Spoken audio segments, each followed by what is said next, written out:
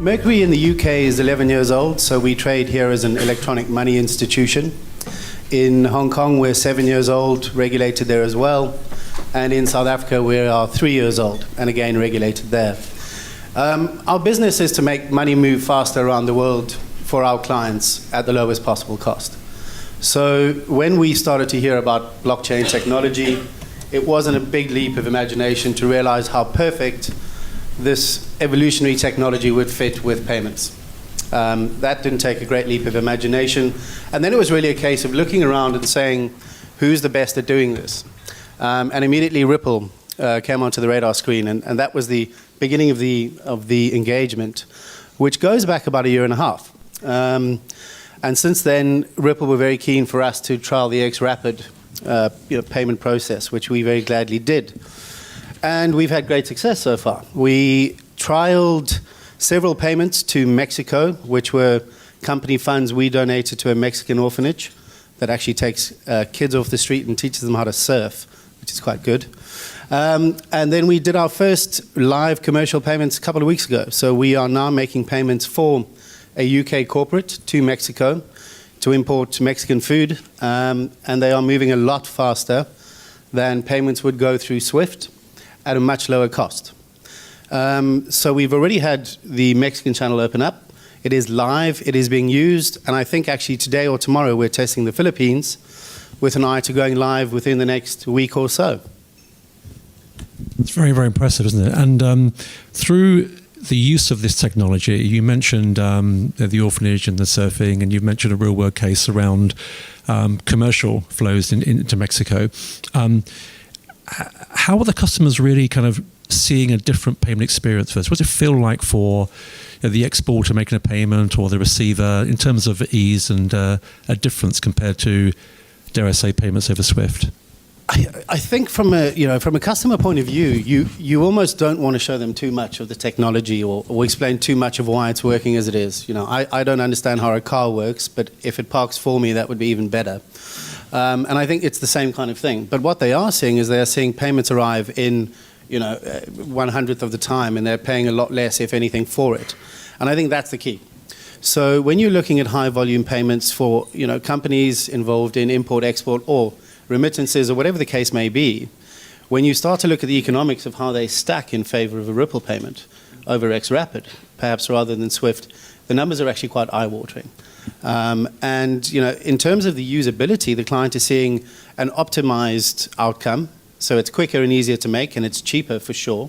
But there's nothing that they have to do in addition to what they were already doing to instruct it. We probably wouldn't have looked too hard, particularly at Mexico or the Philippines, given that they're not our normal payment channels.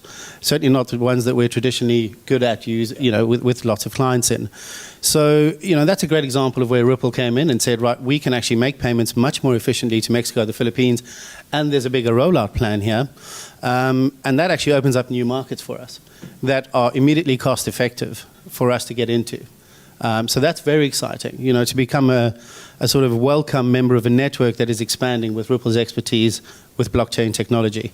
Our kind of big plan is to ask Ripple very kindly to help us get to Japan in time for the Rugby World Cup. Yeah. Noted. Yeah. And also thinking about it, you mentioned XRapid. I know we have many ways into this. We have XRapid we're using with many banks around the world. What does XRapid give you that really made that difference? I know that there's a lot said about democratization and the internet of value and these kinds of things, but I think the reality is that what we can achieve with Ripple is a genuine democratization of a payment network, because at the moment what we have is we have the SWIFT system, which everybody understands, its boundaries, its constraints, and effectively what we're doing is we are making banks into exchanges for payments. But where I think with XRapid there's a real opportunity is that there is the chance for anybody to join this network, and in that sense work perhaps with the banks and take a bit of the load off them. But there's no reason why, for example, two people couldn't be members of the XRapid network, and we wouldn't necessarily have to go through a clearing bank or more. which just makes the speed of transfer so much faster. And if that means that more people join the global economy and we get, an uplift out of poverty, and if we bring more countries into, trading with the rest of the world, that can only be a good opportunity as far as I see it. Geographically for Mercury FX, where do you go next? Where's your focus geographically with Ripple? We have plans for the Middle East. We have plans for Canada imminently. But I think the really exciting thing that XRapid and Ripple brings is it actually brings access to new markets that perhaps aren't actually accessible now. And you're in production. We're not talking an experiment or a lab. There's no proof of concept. I've mentioned the P word, proof of concept, but you haven't. You're in production, aren't you? Well, I mean, that's kind of the exciting thing. I think we've all been following crypto and blockchain for a long enough time to have sat through various ideas and big dreams. But I think that the exciting thing is that we are in production, as you say. So, the testing phases are behind us, and roll on. It's 2 countries today. It could be 10 before the middle of the year, and what stops it being any more than that? So yeah, it's a very exciting time, and we are, we're 100% behind Ripple, getting the job done.